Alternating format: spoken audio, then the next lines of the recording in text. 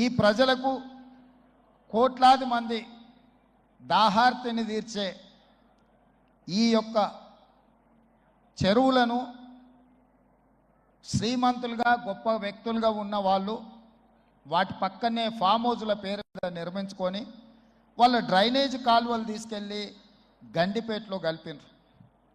నేను ఇక్కడ వేదిక మీద ఉన్న పెద్దలతో పాటు ఇక్కడ వచ్చిన భక్తులను నేను ఒకటే మాట అడగదలుచుకున్నా. ఇవాళ వాళ్ళ విలాసవంతమైన జీవితం కోసం నిర్మించుకున్న ఫామ్ హౌజ్ల నుంచి వచ్చే డ్రైనేజ్ గండిపేటలో హిమాయత్ సాగర్ తాగునీటిలో కలిపితే ఆ నీళ్లు హైదరాబాదు నగరానికి తాగడానికి సరఫరా చేస్తుంటే వాళ్ళు నిర్మించిన అక్రమ నిర్మాణాలను వదిలేస్తే ఇక నేను ప్రజాప్రతినిధిగా విఫలమైనట్ట కాదా మీరు ఒక్కసారి ఆలోచన చేయండి.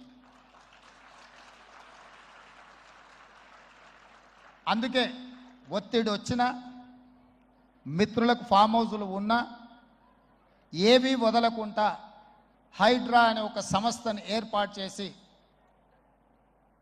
తెలియకుంటేనే ప్రజాప్రతినిధులం కొన్ని మన దినచర్యల్లో భాగంగా కొన్ని తప్పిదాలు చేస్తుంటాం. తప్పులు తెలవకుంటేనే కొన్ని తప్పులు జరిగిపోతుంటాయి. మరి ఆ ఖాతాను సవరించుకోవడానికి ఆ బ్యాలెన్స్ షీట్ను సవరించుకోవడానికి తెలిసి కొన్ని మంచి పనులు చేయాలని నేను ప్రగాఢంగా విశ్వసిస్తున్నా, నమ్ముతున్నా. ఆ తెలిసి చెయ్యాలనుకుంటున్న మంచి పనులో భాగము ఈ చెరువులను చెరబట్టిన వాళ్ళ నుంచి విముక్తి కలిగించాలన్న ఏకైక లక్ష్యంతోనే ఈరోజు చెరువులను ఆక్రమించుకున్న వాళ్ళను ఎవరిని వదలకుండా ఉక్కు పాదంతో అణిచివేయాలన్న ఆలోచన, అందులో నిర్మాణాలను ఏ ఒత్తిడి వచ్చినా వెనక్కి తక్కకుండా తొలగించాలన్న ఆలోచనతోనే ఈరోజు ఈ చెరువులలో ఉన్న అక్రమ కట్టడాలను కూలగొడుతున్నాము. దీనికి స్ఫూర్తి భగవద్గీత అనే కురుక్షేత్ర యుద్ధ సందర్భంలో అర్జునుడు ఆయుధాలను కింద పడేసి రాజ్యం కోసం భీష్మ పితామహుడు, అదేవిధంగా కర్ణుడు, దుర్యోధనుడు, దుశ్శాసనుడు నా సహోదరులందరూ ఆ పక్కన నించుంటే రాజ్యం కోసం వాళ్ళందరినీ సంహరించడం, వాళ్ళని సంహరించి రాజ్యాన్ని సాధించుకోవడం ద్వారా ఏమి ఉంటుంది, ఏం మనశ్శాంతి వస్తుంది అని చెప్పి అర్జునుడు యుద్ధతంత్రం నుంచి తప్పుకుంటా అన్నప్పుడు శ్రీకృష్ణ భగవానుడు బోధించిందే భగవద్గీత. చంపేదెవరు, చంపించేదెవరు, లోక కళ్యాణం కోసం నీ బాధ్యతను నెరవేర్చాల్సిందే. ధర్మం బ్రతకాలి, అధర్మం ఓడాలి అంటే నువ్వు యుద్ధం చెయ్యాల్సిందే అనే యుద్ధ నీతిని ఆ రోజు అర్జునుడికి బోధించింది శ్రీకృష్ణ భగవానుడు. ఇవాళ ఆ శ్రీకృష్ణ భగవానుడి బోధనానుసారమే ఈరోజు ఈ చెరువులను కాపాడే కార్యక్రమాన్ని నేను తీసుకుంటున్నా. నాకు తెలుసు ఈ చెరువులలో నిర్మాణమైన విలాసవంతమైన ఫామ్ హౌజులు ప్రభుత్వాన్ని ప్రభావితం చేయగలిగిన స్థానాలలో ఉన్న చాలామంది వ్యక్తులు ఉన్నారు. ప్రత్యక్షంగా ప్రభుత్వంలో భాగస్వాములు అయి ఉండొచ్చు, లేకపోతే సమాజం మీద బాగా ప్రభావితం చేయగలిగిన వ్యక్తులు ఉండొచ్చు. కానీ వాటన్నిటినీ నేను పట్టించుకోదలుచుకోలే.